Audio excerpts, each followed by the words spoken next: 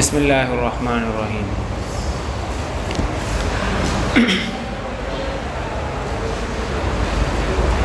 مصنف علیہ الرحمہ نے اپنی کتاب کی ابتدا بسم اللہ سے کی۔ یہ باتیں تو آپ پڑھ کے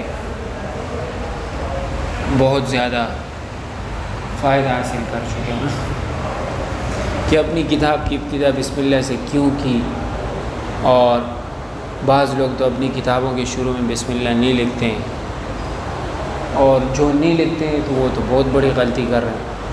آپ لوگوں نے پھر حدیث بھی پڑھی تھی، بھائی جو نہیں لکھتے ہیں ان کے دل میں بسم اللہ ہوتی ہے، اور جو لکھتے ہیں تو وہ حدیث پر عمل کرتے ہیں کہ ایک حدیث ہے، کل امر ذی بال لم یبدأ فیہ ببسم اللہ فہو اخطأ یا فہو اجزم، اس میں غلطی ہو جاتی ہے۔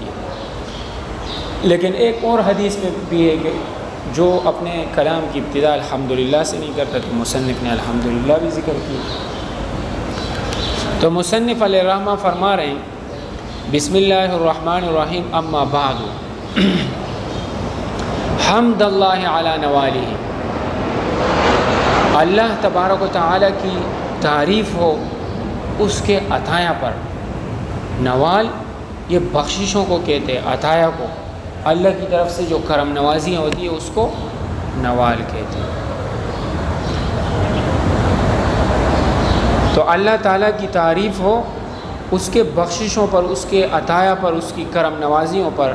والصلاۃ علی رسولہ محمد وآلہ، اور درود ہو محمد الرسول اللہ صلی اللہ علیہ وسلم پر اور آپ کی آل پر۔ پھر اس میں بھی بہت بڑی ابحاث کی جاتی ہے، وہ آپ لوگوں نے پچھلی کتابوں میں شرح تہذیب میں کافیہ میں آپ نے پڑھ لی ہوگی کہ آل سے کیا مراد ہے۔ بعض کہتے ہیں کہ آل سے مراد حضور پاک صلی اللہ علیہ وسلم کے اہل بیت ہے، بعض کہتے ہیں کہ ازواج مطہرات ہے، بعض کہتے ہیں کہ آپ کی جو خاندانی شرافت ہے، خاندانی نسب وہ پورا ہے۔ پھر لوگ کہتے ہیں اس میں صحابہ کرام نہیں آتے، تو اس میں سب آ جاتے ہیں۔ اس میں صحابہ کرام بھی داخل ہے، ازواج مطہرات بھی داخل ہے، اور اس میں اہل بیت بھی داخل ہے۔ سمجھ میں؟ مصنف علیہ الرحمہ کے پاس وقت کم ہے اور یہ ماتن ہے، تو انہوں نے جلدی بس اپنے موضوع کو شروع کرنا ہے۔ فإن اصول الشرع ثلاثة، شریعت کے کل 3 اصول ہیں، اصول شرع کل 3 ہیں۔ اب یہ اصول کہتے کس کو ہے؟ اصول یہ اصل کی جمع ہے، اصول اصل کی جمع ہے۔ اچھا، اصل کس کو کہتے ہیں؟ اصل کہتے ہیں ما یبتنی علیہ غیرہ، جس پر کسی دوسری چیز کی بنیاد ہے اس کو کیا کہتے ہیں؟ اصل۔ جیسے مثال کے طور پر زمین، یہ میرے لیے اصل ہے کیونکہ میں زمین کے اوپر بیٹھا ہوا ہوں، اگر یہ زمین نہ ہوتی تو میں بیٹھا ہوا نہ ہوتا۔ جیسے یہ ڈیسک ہے، اس پر یہ کتاب رکھی ہوئی ہے تو یہ ڈیسک اس کتاب کے لیے اصل ہے، اگر یہ ڈیسک نہ ہوتا تو یہ کتاب اس کے اوپر رکھی نہ ہوتی۔ یہ جو کتاب کے صفحات ہے، یہ کتاب کے مکتوب کے لیے، اس کے جو ورڈز سے الفاظ ہے، یہ اس کے لیے اصل ہے، کیونکہ اگر یہ صفحات نہ ہوتے تو یہ الفاظ اس کے اوپر نہ ہوتے۔ تو اصل کا آپ کو پتہ چلا، ما یبتنی علیہ غیرہ، جس پر کسی دوسری چیز کی بنیاد ہو۔ جیسے آپ نے گھڑی پہنی ہوئی ہے، اگر آپ کا ہاتھ نہ ہوتا تو یہ گھڑی آپ پہن سکتے تھے، تو آپ کا ہاتھ اصل ہوا اور یہ گھڑی اس کی کیا ہوئی؟ فرع ہوئی۔ تو اسی طرح اصول شرع کل کتنے؟ 3 ہیں۔ مطلب یہ اصل ہے، اگر یہ اصول شرع نہ ہوتے تو پھر شریعت کے احکام بھی نہ ہوتے۔ فإن اصول الشرع ثلاثة، 3 ہیں۔ الکتاب والسنت واجماع الامت، کتاب، سنت اور اجماع امت۔ اچھا، مصنف علیہ الرحمہ نے ایک اور لفظ کا بھی استعمال کیا، اصول الشرع۔ یہ شرع کس کو کہتے ہیں؟ اس کا کیا مطلب ہوتا ہے؟ تو شرع یہ بمعنی طریقے کے آتے ہیں، بمعنی طریقہ، بمعنی عادت، لیکن یہ تو اس کے لغوی معنی میں نے آپ کو بتایا۔ اصطلاح میں کس کو کہتے ہیں؟ اصطلاح میں شرع سے مراد دین ہے، کہ دین کے 3 اصول ہے۔ آئی بات سمجھ میں؟ شریعت، ملت، دین، یہ مترادفات ہیں، شریعت، ملت اور دین، یہ ایک ہی چیز ہے، مطلب مترادفات ہیں، ان کے درمیان فرق بس اعتباری ہوتا ہے۔ تو گویا کہ دین کے ادلہ کل کتنے ہوئے؟ اصول 3 ہوئے۔ مصنف علیہ الرحمہ نے یہ کہا کہ فإن اصول الشرع ثلاثۃ، ذرا اس بات پہ غور کرنا، مصنف علیہ الرحمہ نے یہ کہا کہ فإن اصول الشرع ثلاثۃ، یہ نہیں کہا کہ فإن اصول الفقہ ثلاثۃ، فقہ کے 3 اصول ہیں، کیونکہ بات تو کس کی چل رہی ہے؟ اصول فقہ ہے نا یہ، تو مصنف کو یہ کہنا چاہیے تھا کہ اصول فقہ 3 ہیں، یعنی فقہ کے 3 بیسک سے اس کی 3 بنیادیں، لیکن مصنف علیہ الرحمہ نے اصول شرع کا، کیوں؟ اس لیے کہ دین عام ہے، شریعت یہ عام ہے اور فقہ یہ خاص ہے۔ بھائی بات سمجھ میں؟ تو جب مصنف علیہ الرحمہ نے فقہ کی جگہ پر شرع کا لفظ استعمال کیا تو یہ اب احکام نظریہ اور احکام عملیہ دونوں کو شامل ہوا، احکام نظریہ اور احکام عملیہ دونوں کو یہ شامل ہوا، اور فقہ صرف احکام عملیہ کو شامل ہوتا ہے۔ فقہ صرف کس کو شامل ہوتا ہے؟ احکام عملیہ کو۔ اور پھر دوسری بات یہ ہے کہ مصنف علیہ الرحمہ نے اس وجہ سے اصول الفقہ نہیں کہا تاکہ یہ اصول اس فقہ کے ساتھ خاص نہیں ہو جائے۔ یہ جو اصول ہے یہ صرف فقہ کے اصول نہیں ہے، تاکہ یہ جو اصول ہے کتاب، سنت، اجماع، یہ صرف فقہ کے ساتھ خاص نہ ہو جائے، کیونکہ اگر اصول الفقہ کہتے تو پھر یہ خاص ہو جاتا۔ بات سمجھ میں؟ ہاں، تو ایک وجہ یہ بھی ہے۔ تو اصول الشرع اس وجہ سے ذکر کیا تاکہ عام رہیں۔ فإن اصول الشرع ثلاثۃ الکتاب والسنت واجماع الامت، کتاب، سنت اور اجماع امت۔ اچھا، پوری کتاب اللہ، کیا یہ اصول کیا یہ شریعت کی بنیاد ہے؟ پوری کتاب اللہ؟ تو کہتے ہیں کہ اس میں 500 آیتیں۔ کتنی آیتیں؟ 500 آیتیں۔ باقی دیکھو آپ قرآن کریم کے اندر جب آپ دیکھیں گے تو اس میں قصص ہے، امثال ہے، مثال ہے، قرآن میں قصص ہے، عبر ہے، نصائح ہے، توحید ہے، ایمانیات ہے، احکام بھی ہے۔ تو احکام کی کل کتنی آیتیں قرآن کریم میں؟ 500 آیتیں۔ اب اس کے اوپر جو متقدمین علماء کرام تھے انہوں نے اس پر خوب تحقیق کیے، اور تحقیق کے بعد انہوں نے یہ اندازہ لگایا کہ قرآن کریم میں کل 500 آیتیں ایسی ہے کہ جو کس سے متعلق ہے؟ احکام سے متعلق، اور احکام یہ حکم کی جمع، اور حکم یہ ڈیمانڈ کو کہتے ہیں، ڈیمانڈ کو۔ اور ڈیمانڈ کا مطلب کیا ہوتا ہے؟ آپ کسی سے کوئی چیز طلب کریں، آئی بات سمجھ میں؟ تو اس کو کیا کہتے ہیں؟ حکم کہتے ہیں۔ اور اسی طرح آپ کسی کو کسی چیز سے منع کریں تو یہ بھی ایک قسم کا حکم ہی۔ تو کل 500 آیتیں قرآن کریم میں۔ والسنہ، اور سنت تقریباً 3000 احادیث ہے، 3000 احادیث کہ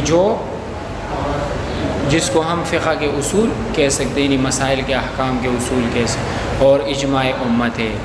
اب کون سا اجماع اس سے مراد ہے؟ امت محمدیہ صلی اللہ علیہ وسلم کے مجتہدین کے اجماع کو کیا کہتے ہیں؟ اجماع، یعنی نبی کریم صلی اللہ علیہ وسلم کی امت کے جو مجتہد علماء ہیں وہ جب کسی مسئلے پر اکٹھے ہو جائے تو اس کو کیا کہتے ہیں؟ اجماع امت کہتے ہیں۔ اب یہ جو اجماع امت ہے یہ سابقہ شریعتوں کے اندر کوئی اصول، کوئی اصل نہیں تھا، یہ امت محمدیہ کی خصوصیت ہے اس امت کی، کہ اگر اس امت کے اچھے علماء کرام جو دین کو جاننے والے، اگر وہ کسی مسئلے پر متفق ہو کر اس پر اجماع کر کے کوئی مسئلہ وہ پیش کرتے تو وہ باقاعدہ منصوص مسئلہ تصور ہوتا ہے۔ تو یہ اس امت کی خصوصیت ہے۔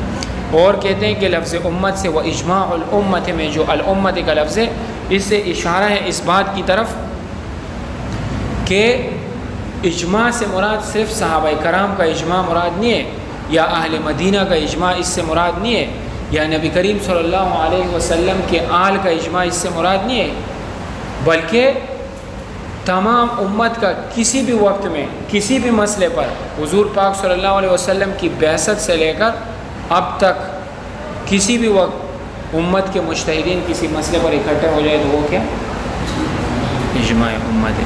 اب اس میں صحابہ بھی آ گئے، اہل مدینہ کا اجماع بھی آ گیا، اور آپ وسلم کے اہل بیت کا اور آل کا اجماع بھی اس میں آ گیا۔ باقی جو اس کی مفصل بحث ہے وہ انشاءاللہ وہاں پہ آئے گی۔ والاصل الرابع القیاس المستنبط من هذه الاصول، اور چوتھا اصل قیاس ہے جو کہ ان تین اصول سے مستنبط ہے۔ مستنبط کا مطلب ہوتا ہے نکلا ہوا یا نکالا ہوا، سمجھ میں؟ جب آپ ایک چیز کو دوسری چیز سے نکالتے ہیں تو اس چیز کو جس کو آپ نے نکالا اس کو مستنبط کہتے ہیں، اور جس سے نکالتے ہیں اس کو مستنبط کہتے ہیں۔ بات سمجھ میں آئی؟ اب یہ جو قیاس ہے یہ بھی اصل ہے، لیکن یہ ان تینوں سے لیا جاتا ہے، ان تینوں سے لیا جاتا ہے۔ اب آپ یہ کہیں گے کہ کیسے لیا جاتا ہے؟ سب سے پہلی بات تو یہ ہے کہ مصنف علیہ الرحمٰن نے فإن اصول الشرع اربعۃ نہیں کہا بلکہ ثلاثۃ کہا، اور قیاس کو مصنف نے بالکل الگ کر کے ذکر کیا۔ تو اس کی کیا وجہ ہے؟ ٹھیک ہے، قیاس یہ بھی اصل کی حیثیت رکھتا ہے، لیکن ایک بات ہے یہاں، چونکہ قیاس ان تینوں سے مستنبط ہوتا ہے، اگر قیاس کے پیچھے کتاب نہیں ہوگا، اس کے پیچھے سنت نہیں ہوگی، اس کے پیچھے اجماع نہیں ہوگا، تو قیاس کچھ بھی نہیں۔ تو اس کا مطلب یہ کہ قیاس اصل تو ہے لیکن وہ خود کسی کی فرع ہے۔ وہ اصل تب بنتا ہے جب ان کے پیچھے کتاب، اس کے پیچھے کتاب سنت یا اجماع میں سے کوئی ایک موجود ہو۔ اگر یہ نہیں ہوگا تو پھر قیاس حجت نہیں ہے۔ تو اس وجہ سے مصنف نے اس کو الگ کر کے ذکر کیا۔ آئی بات سمجھ میں آپ کو؟ اچھا، تو قیاس کے بارے میں آپ کو یہ پتہ چلا کہ قیاس یا تو مستنبط من الکتاب ہوگا، یا مستنبط من السنت ہوگا، یا پھر مستنبط من الاجماع ہوگا۔ اب ان کی مثالیں، اور یہ سبق کبھی کبھار امتحان میں بھی آتے ہیں، وفاق میں بھی آتا ہے، اکثر جگہ یہ وفاق میں آتا ہے۔ اب قیاس مستنبط من الکتاب، اس کی کیا مثال ہے؟ تو قرآن کریم کی آیت مبارکہ ہے قُلْ هُوَ أَذًا فَاعْتَزِلُوا النِّسَاءَ فِي الْمَحِيضِ۔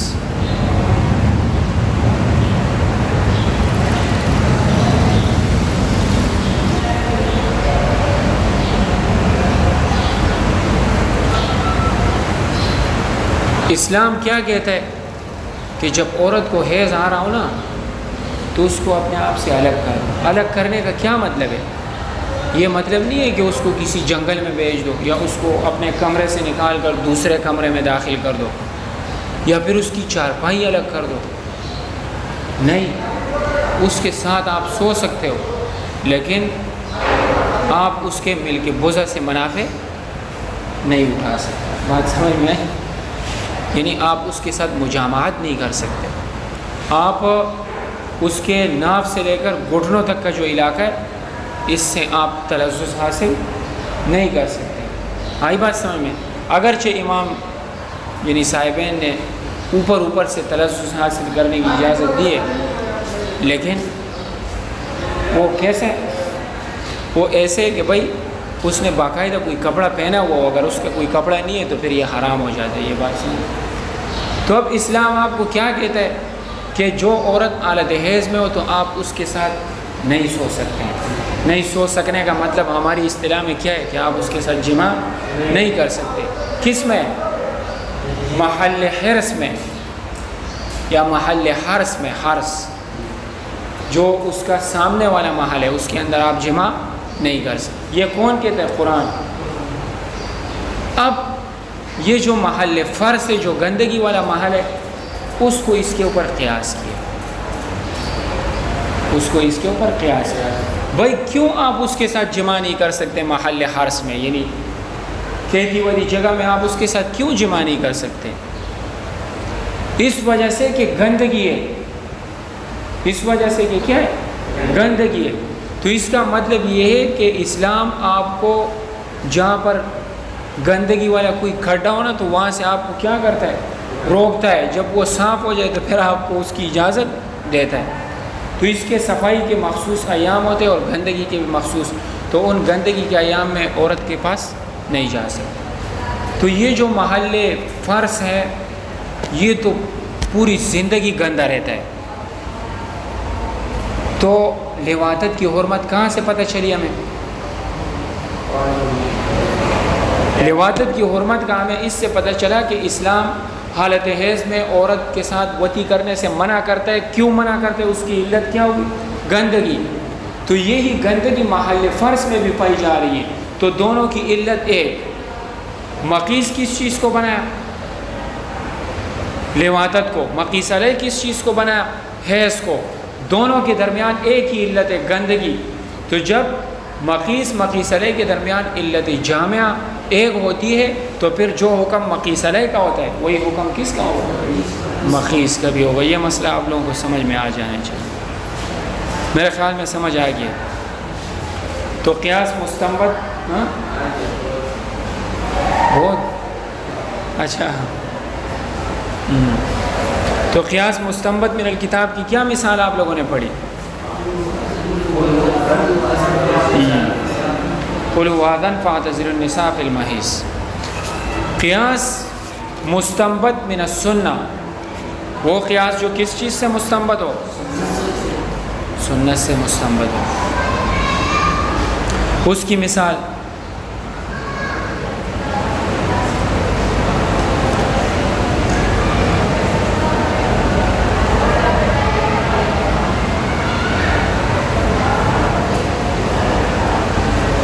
قرآن کریم کے اندر نہیں بلکہ حدیث کے اندر ایک حدیث ہے، اس میں آتا ہے الحنطۃ بالحنطۃ والشعیر بالشعیر والتمر بالتمر والملح بالملح مثلا بمثل یدا بید والفضل ربا.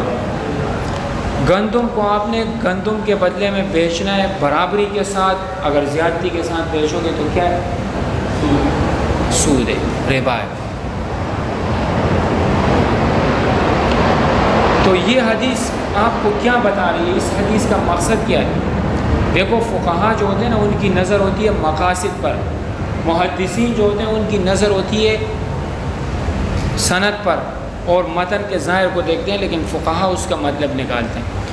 فقہا نے، احناف کے فقہا نے یہ مطلب نکالا کہ بھائی اس حدیث کا مقصد یہ ہے کہ جب دو ہم جنس چیزیں ہو اور ان کو آپس میں ایک دوسرے کے عوض بیچا جا رہا ہو تو اس کو برابری کے ساتھ بیچنا ہے.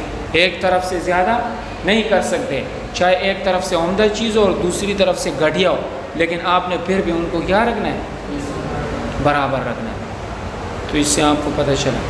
اب حدیث میں گندم کا ذکر ہے، شعیر جو کا ذکر ہے، تمر کھجور کا ذکر ہے، نمک کا ذکر بھی ہے، اور اسی طرح جو حدیث میں جو چیزیں اشیاء ستہ مذکور ہے. لیکن حدیث میں چونے کا ذکر یا سیمنٹ کا ذکر حدیث کے اندر نہیں ہے. تو جب آپ چونے کو چونے کے بدلے میں یا سیمنٹ کو آپ سیمنٹ کے بدلے میں بیچو گے تو آپ کیسے بیچو گے اس کو؟ ایک بوری سیمنٹ دو بوری سیمنٹ کے عوض بیچ سکتے؟ دیکھو سیمنٹ ایک الگ چیز ہو جاتی ہے، اس کی کوالٹی الگ الگ ہے. بھائی بات سمجھ میں آج کل کوالٹی کے حساب سے تھوڑا سا وہ آپ اس کو لے لو، چونا ایک جیسے ہوتا ہے سارا. تو حدیث میں بھی چونے ہی کی مثال دی. تو ایک ڈرم چونا دو ڈرم چونے کے بدلے میں نہیں بیچ سکتے. کیوں؟ حدیث میں تو اس کا ذکر نہیں ہے. دیکھو جس طرح گندم کے بدلے میں بیچنا یہ کیلی چیز ہے، تو اسی طرح چونا چونے کے بدلے میں یہ کیا ہے؟ یعنی جس طرح گندم ایک کیلی چیز ہے اسی طرح چونا بھی کیا ہے؟ ایک کیلی چیز ہے، اس کو کیل کیا جاتا ہے. تو پھر گندم کو گندم کے بدلے میں برابری کے ساتھ بیچنے کا حکم دیا. کیوں؟ اس لیے کہ جنس ایک ہے دونوں کی. تو یہاں پر بھی چونے کو چونے کے بدلے میں بیچا جا رہا ہے، تو جنس ایک ہے، جنس بھی دونوں کی ایک ہے اور مقدرات میں سے یعنی اس کو کیل کیا جاتا ہے یا ناپا جاتا ہے، تو علت دونوں کی ایک ہوئی. مخیز کیا چیز بنا؟ چونا. مقیسلہ کیا چیز بنا؟ گندم. دونوں کے درمیان علت ایک جیسی ہے. جیسے وہاں پر علت قدر اور جنس ہے، اسی طرح یہاں پر بھی علت کیا ہے؟ قدر اور جنس ہے. تو جب مقیسلہ کے درمیان علت جامع اور دونوں کی علت ایک ہو تو پھر مقیسلہ کا جو حکم ہوتا ہے وہ حکم مقیس کو بھی دے دیا جاتا ہے. تو مقیسلہ کا حکم کیا تھا کہ گندم کو گندم کے بدلے میں تفاضل کے ساتھ بیچنا حرام ہے. کیوں؟ اس لیے کہ دونوں کی جنس ایک ہے اور دونوں وزنی چیز ہے اور حدیث میں اس سے منع کیا. تو اسی طرح چونے کو چونے کے بدلے میں بیچنا حرام ہے. کیوں؟ اس لیے کہ چونا دونوں کی جنس ایک ہے اور اس کو حدیث میں برابری کے ساتھ، اگرچہ حدیث میں نہیں کہا گیا لیکن حدیث سے جو علت نکلتی ہے قدر اور جنس، اس سے ہمیں یہ پتہ چلتا ہے کہ برابری کے ساتھ بیچنا. پتہ چلا؟ تو یہ کون سے قیاس کی مثال تھی؟ مستنبط من السنہ. اب ہم اس قیاس کی بات کر رہے ہیں جو مستنبط من الاجماع ہے.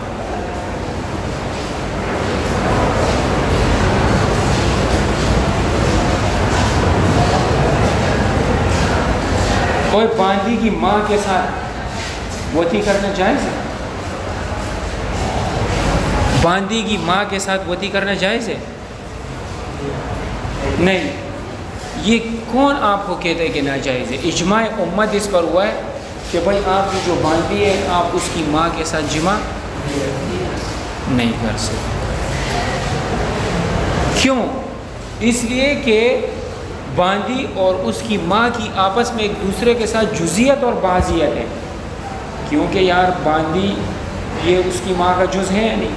تو جب اس کی ماں کا جز ہے تو پھر اس کی ماں کے ساتھ آپ نہیں کر سکتے. کیا نہیں کر سکتے؟ اس کے ساتھ وطی نہیں کر سکتے. اجماع امت اس پر ہے کہ باندھی کی ماں کے ساتھ. اس پر قیاس کیا ہے وہ عورت جس کے ساتھ کسی نے زنا کر لیا ہو تو اس کی ماں کے ساتھ نکاح کرنا ناجائز ہے، یا اس کی ماں کے ساتھ بھی زنا کرنا کیا ہے؟ ناجائز ہے. آئی بات سمجھ میں؟ اچھا، دونوں کے اندر علت کیا ہے؟ اگر کوئی شخص مثال کے طور پر اس نے ایک عورت کے ساتھ زنا کر لیا تو یہ تو گناہ ہے، لیکن پھر اس نے اگر اس کی ماں کے ساتھ بھی زنا کر لیا تو اس نے اس سے ڈبل گناہ کر لیا. اس سے بھی ڈبل. کیونکہ پہلے تو اس نے اس عورت کے ساتھ گناہ کیا، یہ تو ایک زنا تھا. یہ زنا کے جو احکام ہیں وہ اس پر فوراً لگتے ہیں. اب اس عورت کے ساتھ زنا کر لینے کے بعد اس نے جب اس کے ساتھ ملاقات کی تو ظاہر ہے اب اس کے ملاقات کر لینے کے بعد وہ جو عورت تھی وہ تو اس کی اپنی ماں کے ساتھ جزیت اور بعضیت ہے. تو یہ ایک دفعہ اس کے ساتھ ملا، اب اس کی ماں کے ساتھ مل رہے تو اس کو کیا ہے؟ ڈبل گناہ ہے. بات سمجھ میں؟ اور دوسری بات یہ ہے کہ جس عورت کے ساتھ کوئی بندہ زنا کر لے تو اس کی ماں کے ساتھ پھر نکاح نہیں کر سکتے. کیوں نہیں کر سکتا؟ اس لیے کہ اصل اور فرع کا آپس میں کیا ہے؟ جب آپ نے فرع کے ساتھ ایک دفعہ ملاقات کر لی تو پھر اس کے اصل کے ساتھ نہیں کر سکتے، اور جب اصل کے ساتھ کر لی تو پھر اس کے فرع کے ساتھ نہیں کر سکتے. بات سمجھے؟ تو ان دونوں کے درمیان جس طرح اجماع امت اس بات پر تھا کہ باندھی کی ماں کے ساتھ نکاح کرنا یا وطی کرنا ناجائز ہے، علت جزیت اور بعضیت کی، تو وہی جزیت اور بعضیت والی علت یہاں پر بھی پائی جا رہی ہے کہ بھائی جس عورت کے ساتھ کسی نے زنا کر لیا ہو تو اس کی ماں کے ساتھ زنا کرنا یا نکاح کرنا ناجائز ہے. کیونکہ علت اس مزنیہ میں اور اس کی ماں میں جزیت اور بعضیت کی ہے. جب آپ اس کے ایک جز کے ساتھ اس کے جز کے ساتھ مل گئے تو پھر آپ اس کے اصل کے ساتھ نہ نکاح کر سکتے اور زنا تو پھر ڈبل گناہ ہو جائے. تو مقیس ہم نے کس چیز کو بنایا؟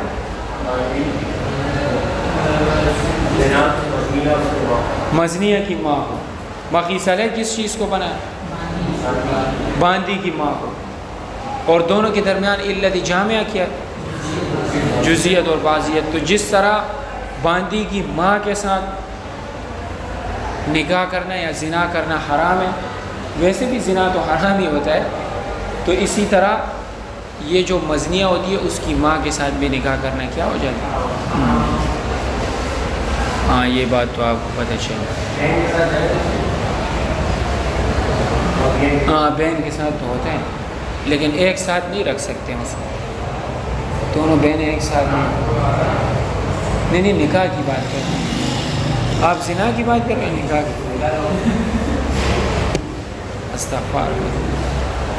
تو آج کے سبق میں آپ کو پتہ چلا کہ فإن اصول الشرع ثلاثۃ، شریعت کے 3 اصول ہے، الکتاب والسنۃ واجماع الامت، پھر والاصل الرابع القیاس المستنبط من هذه الاصول، اور چوتھا اصل قیاس جو کہ ان 3 اصول سے مستنبط ہے۔